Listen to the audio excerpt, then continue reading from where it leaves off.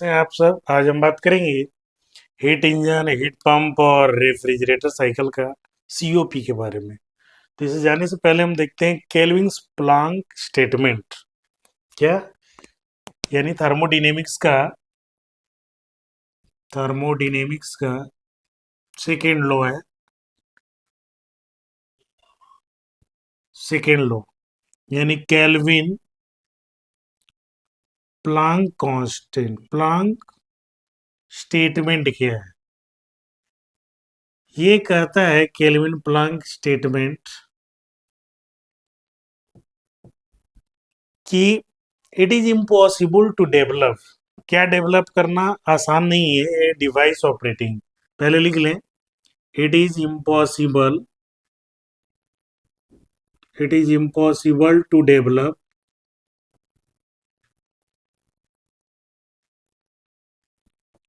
क्या? A device operating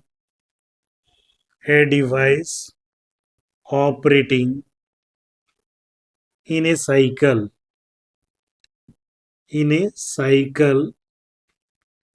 ठीक है, which produce work continuously, which produces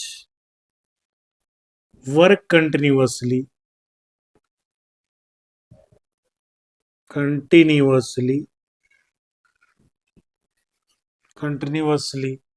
by exchanging heat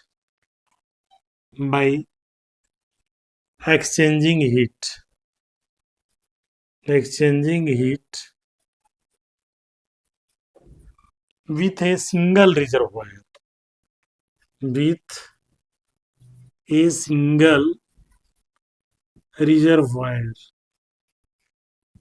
ये क्या कहता है? ये अगर सिंगल रिजर्वायर है, ये मान लिया जाए सिंगल रिजर्वायर है, और इससे आपका कोई डिवाइस हम डेवलप कर रहे हैं, ये कोई डिवाइस डेवलप कर रहे हैं और कंटिन्यूअसली इससे हमें वर्क लेना है, यानी आपको वर्क लेना है, वर्क आपको मिलेगा रिजर्वायर से। ये आपका इम्पॉसिबल केस है। It is impossible to develop a device, एक डिवाइस को डेवलप करना इम्पॉसिबल है in a cycle which produce work continuously, जो हमेशा वर्क को दे बाई एक्सचेंजिंग हीट से वर्क दे विथ ए सिंगल रिजर्वायर। ये केल्विन साहब के द्वारा कहा गया है कि सिंगल रिजर्वायर द्वारा हीट को वर्क में कंटिन्यूअसली कन्वर्ट करना एक इम्पॉसिबल वर्क है। तो अब इसके लिए हमें देखते हैं, इसी से कनेक्ट किया गया है हीट इंजन का। हीट इंजन इनका कॉन्सेप्ट क्या है हीट इंजन का, कि ये हीट इंजन डिवाइस, ये क्या है? ये heat engine is device. Heat engine क्या है? एक डिवाइस है which operates on A thermodynamics, which operates on thermodynamics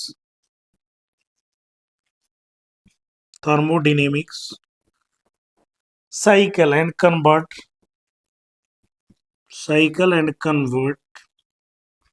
a part of heat to work। किस में कन्वर्ट करेगा हीट को? इनटू वर्क में कन्वर्ट करेगा। And reject remaining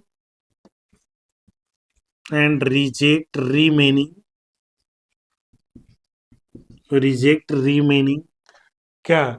to the surrounding और सिंक, सराउंडिंग एंड और सिंक। ये क्या कह रहा है हीट इंजन? आपका हीट इंजन कह रहा है कि अगर मान लो आपका सोर्स है, ये सोर्स है और ये हीट इंजन है आपका, ये सोर्स है और ये आपका हीट इंजन है, और तीसरा आपका ये सिंक है। अब देखिए ध्यान दीजिएगा, ये फिगर से ही सारा क्लियर होता है। ये आपका मान लो सोर्स है, ठीक है, ये हीट इंजन है और ये आपका सिंक है। ये आपका हाईयर टेम्परेचर होता है, हाईयर टेम्परेचर, और ये लोअर टेम्परेचर होता है। अब यहाँ कहता है कोई वर्क डन, आपको हीट इंजन से वर्क डन आपको लेना है, यहाँ मान लिया जाए Q1 है और ये वो आपका Q2 है। ये Q2 है जो सिंक की ओर है। अब ये कह रहा है, पहले समझिए, एक device which operate the thermodynamic cycle, जो convert a part of heat into work, जो हीट को किस में कन्वर्ट करता है, आपका वर्क के रूप में कन्वर्ट करता है।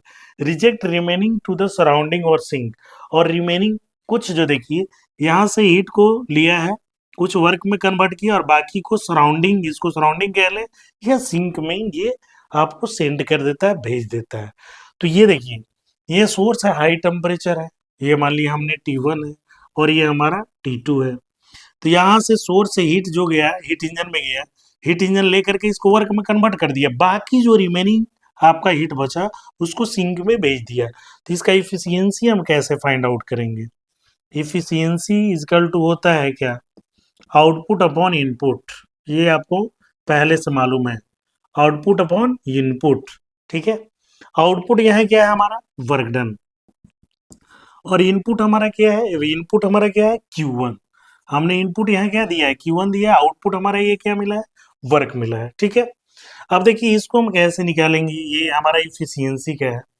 तो हमारा दो, एक आउटपुट को हम कैसे, Q1 को हम क्या लिख सकते हैं, एक हमारा ये और ये दोनों जोड़ हमारा Q1 के बराबर है, चूंकि Q1 इजकल टू है W प्लस आपका क्या दे रहा है, Q2। चूंकि देखिए हमने Q1 दिया हीट इंजन को, ये वर्क डन दिया, और यही आपका Q2 जो है सिंक को दिया, तो ये प्लस ये आपका देगा Q1 देगा। क्लियर? तो W इजकल टू क्या हो जाएगा, Q1 माइनस Q2।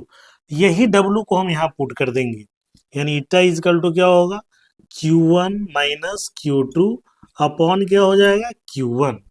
ठीक है, Q1 minus Q2 upon Q1 हो जाएगा। क्लियर है? अब देखिए ये Q1 क्या है, Q1 हमारा सोर्स का है, तो इसको हम लिख सकते हैं QS, और Q2 क्या हमारा सिंक का है, यानी Q रिजेक्टेड, अपॉन Q1 क्या है हमारा फिर सोर्स का है QS। तो ये ईटा का वैल्यू आपका ये आ जाएगा, QS minus QR upon QS, या इसी को कह सकते Q1 minus Q2 upon Q1। Clear है? अब ये एप्लीकेबल है दोनों के लिए, ये जो हीट इंजन है एप्लीकेबल है किसके लिए, रिवर्सिबल और इरिवर्सिबल के लिए एप्लीकेबल है। चलिए क्लाउसियस दूसरा देखते हैं, क्लाउसियस का, थर्मोडायनेमिक्स के दूसरे हैं क्लाउसियस स्टेटमेंट। इसी के आधार पर हम देखेंगे किसको, हीट पंप और रेफ्रिजरेटर को। क्लाउसियस में क्या कहा, it is impossible to develop, ये भी कहता है it is impossible to develop, impossible to develop, क्या डेवलप करना भाई इम्पॉसिबल है, ये कहता है डेवलप क्या, a device operating in a cycle, a device operating in a cycle, cycle. ठीक है, एक साइकिल में डिवाइस को ऑपरेटिंग में, यानी डिवाइस को डेवलप करना मुश्किल है। ट्रांसफर का क्या करना आपका, ट्रांसफर क्या, heat from lower temperature to, heat from lower temperature to higher temperature, higher temperature without add external, without any external add। अब देखिए इन्होंने कहा, सेकेंड लॉ में ही है, कहता है कोई भी ऐसे डिवाइस को डेवलप करना नामुमकिन है जो आपका लोअर टेम्परेचर से हायर टेम्परेचर की ओर आपको हीट को भेज सके, बिना किसी एक्सटर्नल ऐड के, बिना किसी एक्सटर्नल एजेंट के ऐड के। मतलब ये मान लो कोई आपका ये हायर टेम्परेचर पर बॉडी है और यहाँ पर लोअर टेम्परेचर बॉडी है, तो इसको हायर से लोअर से हायर की ओर भेजना है। तो यहाँ पर आपको लोअर से हायर भेजना है, यहाँ पर कोई डिवाइस हम लगाते हैं, डिवाइस यहाँ पर ये डिवाइस लगाते हैं, और लोअर से हायर की ओर भेजना है, लोअर से हायर की ओर अगर भेजना है तो ये इम्पॉसिबल है बिना किसी एक्सटर्नल एजेंसी के, यानी कोई एक्सटर्नल एजेंट लगाएंगे तभी लो टेम्परेचर से हाई टेम्परेचर की ओर जाएगा। अब इसी का कॉन्सेप्ट हमारा लिया गया किसका, रेफ्रिजरेशन की पहले बात करें, रेफ्रिजरेटर, रेफ्रिजरेशन का बात करते हैं, फिर आते हैं किस पर? हीट पंप पर। रेफ्रिजरेशन क्या कहता है? ये मान लो आपका कोई ये सोर्स है, ठीक है, ये सोर्स है। दूसरा हमने ले लिया ये हमारा रेफ्रिजरेटर है। और तीसरा हमारा ये क्या है? ये हमारा है सिंक। ये हमने ले लिया सिंक, ये सोर्स, और ये हमारा रेफ्रिजरेटर है। तो रेफ्रिजरेटर में आपको कुछ वर्क डन करेंगे, वर्क डन करना पड़ेगा। अब देखिए इसका डायरेक्शन हमें क्या देना पड़ेगा? लो टेम्परेचर से आपका हाई टेम्परेचर की ओर देना है। तो लो टेम्परेचर हमारा ये है सिंक, ये हाई टेम्परेचर है। तो ये हमारा Q, यहाँ Q2 है और यहाँ पर हमारा Q1 है। यहाँ पर वर्क डन दे दे रहे हैं। ये हमने क्या किया? वर्क डन को दिया। ये वर्क डन को आपने दिया Q2। तो यहाँ पर कोई वर्क आपने किया तो ये इसने क्या कहा? क्लाउसियस साहब ने कहा कि लो टेम्परेचर से हाई टेम्परेचर तक ली जाना होगा। तो कोई एक एक्सटर्नल एजेंट लगाना पड़े। यहाँ डिवाइस हमने रेफ्रिजरेटर लगाया जिस पर कुछ आपने वर्क डन किया। तो ये लो टेम्परेचर से हाई टेम्परेचर की ओर हीट आपका क्या हुआ? एक्सचेंज हुआ, मतलब ट्रांसफर हुआ। ट्रांसफर यहाँ हुआ। तो इसका सीओपी कैसे निकालेंगे? ये लो टेम्परेचर है और ये हाई टेम्परेचर है, ठीक है। तो अब देखिए हम निकालते हैं इसका COP, coefficient of performance. COP यानी किसका? रेफ्रिजरेटर का निकाल रहा है, रेफ्रिजरेटर का। तो ये कहता है डिजायर इफेक्ट। हम लेते हैं डिजायर इफेक्ट अपॉन, कहता है क्या आपका? अपॉन है एनर्जी इनपुट। एनर्जी इनपुट दे रहे हैं कितना, और कितना आपका डिजायर इफेक्ट मिल रहा है। इसका हम देखते हैं। तो डिजायर इफेक्ट हमारा क्या है? ये Q2 हमारा डिजायर इफेक्ट है। ये हमारा डिजायर इफेक्ट है। कैसे? ये हमारा लो टेम्परेचर से टेम्परेचर हाई टेम्परेचर की ओर भेज रहे हैं। ये रेफ्रिजरेटर वर्क आपका कर रहा है। तो ये हमारा, इसका मतलब आपका सीओपी रेफ्रिजरेटर का है। तो आपका डिजायर इफेक्ट कौन है? Q2। और अपॉन हमारा एनर्जी इनपुट कौन कर रहा है? ये वर्क डन एनर्जी इनपुट है। तो ये W। अब यहाँ भी हमें कैसे निकालना होगा? W का वैल्यू क्या निकालना है? अब ध्यान दीजिए, यहाँ पर हमारा है ये वैल्यू Q2 और W का योग हमारा Q1 मिल रहा है। ये इंपॉर्टेंट हो जाता है। Q2 और W का योग हमारा Q1 है, यानी Q2 plus W is equal to क्या है? Q1, ठीक है। अब इसको हम लिख सकते हैं, यानी W इजकल टू क्या होगा? Q1 minus Q2। W is equal to क्या लिख सकते हैं? Q1 minus Q2। तो अब देख लिए यहाँ कोएफिशिएंट ऑफ परफॉर्मेंस COP किसका? आपका रेफ्रिजरेटर का। Q2 अपॉन क्या हो जाएगा? W की जगह हो जाएगा Q1 माइनस Q2, ठीक है। Q1 minus Q2। अगर टेम्परेचर इसका लेंगे तो ये मान लिया जाए टेम्परेचर T2 है, ये टेम्परेचर T1 है। T1 हायर टेम्परेचर है, T2 आपका लोअर टेम्परेचर है।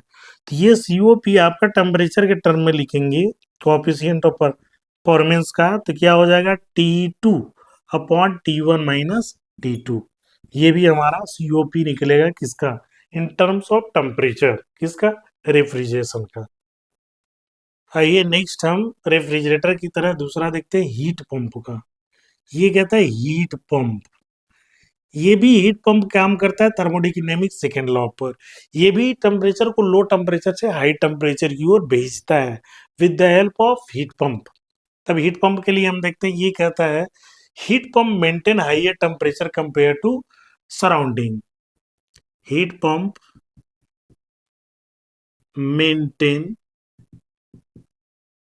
higher temperature compared to surrounding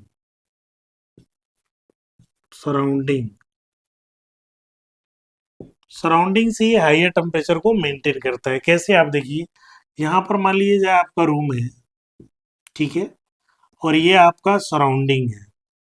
ये क्या है? सराउंडिंग है, ठीक है। अब यहाँ पर हमने क्या लगाया है? बीच में आपने हीट पंप को दिया है। ये हीट पंप है आपका, ठीक है। हीट पंप ये सराउंडिंग आपका लोअर टेम्परेचर है, ये हाइयर टेम्परेचर है। हमने इसको ले लिया T1, ये ले लिया T2। और यहाँ देखिए कुछ वर्क डन करना पड़ेगा, बिना एक्सटर्नल एजेंट के आपका जाएगा नहीं लोअर टू हाइयर। तो यहाँ पर हमने वर्क डन को किया। तो यहाँ पर हमारा Q2 है, और ये हमारा क्या है, Q1 है। ठीक है, Q2 और Q1 है। तो इसका अगर सीओपी निकालेंगे, सीओपी ऑफ किसका है, हीट पंप का, तो ये क्या होगा आपका Q1, Q1 अपॉन क्या है, वर्क डन। Q अपन क्या है, वर्क डन। तो ये आप इस केस में W कैसे निकालेंगे, W भी इसका निकलेगा उसी तरह, W भी आपका सेम निकलेगा। तो W कैसे निकालेंगे, तो यानी हो जाएगा आपका W plus Q2 is equal to हो जाएगा Q1। So W is equal to क्या होगा, Q1 माइनस Q2। तो यहाँ ये COP हो जाएगा, COP HP इजकल टू हो जाएगा Q1 अपॉन कितना, Q1 upon Q1 minus Q2। ठीक है, टेम्परेचर के टर्म में लिखेंगे तो COP HP is equal to क्या हो जाएगा, T1 upon T1 minus T2। ये आपका हो जाएगा किस टर्म में, आपका हो जाएगा COP का टेम्परेचर के टर्म में। अब इसमें एक फाइनल आपका लास्ट रहता relation between coefficient of HP and refrigerator. Refrigerator के COP और HP के COP में क्या संबंध है। तो अब देखिए, रिलेशन बिटवीन COP किसका, आपका COP of HP and COP of refrigerator, ये दोनों में हमारा संबंध स्थापित करना है, संबंध स्थापित करना है, नीचे करना पड़ेगा ना। तब COP किसके किसके बीच हमारा, ये आपका HP और किसका है, COP ऑफ रेफ्रिजरेटर।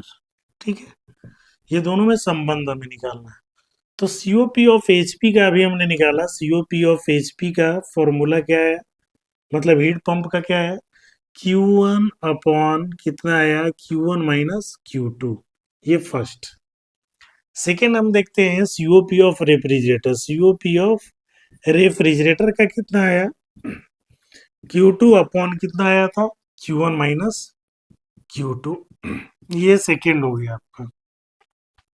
अब कहता है 1 - 2 को कर लीजिए, 1 - 2 कर लीजिए, यानी COP क्या, HP माइनस COP क्या, रेफ्रिजरेटर इज इक्वल टू कितना है, Q1 upon Q1 minus Q2 minus Q2 upon Q1 minus Q2। ये दोनों क्या हो जाएगा, Q1 माइनस Q2, तो हो जाएगा Q1 माइनस Q2। ये कट के वैल्यू कितना आ गया, 1। यानी आपका COP HP minus COP refrigerator का जो वैल्यू आएगा 1 के बराबर होगा। इसका मतलब है COP HP is equal to 1 plus COP refrigerator, ये दोनों के बीच का रिलेशन है। कि यानी हीट पंप का जो आपका कोफिशिएंट ऑफ परफॉर्मेंस होता है, कोफिशिएंट ऑफ परफॉर्मेंस रेफ्रिजरेटर में अगर 1 ऐड कर देंगे तो ये वैल्यू आपका हीट पंप का प्राप्त हो जाएगा। तो इस तरह से हमने हीट पंप, हीट इंजन और रेफ्रिजरेटर के सारे 1 बाय 1 स्टेप को समझाया। आई होप आपको ये बातें समझ में आई होगी। धन्यवाद।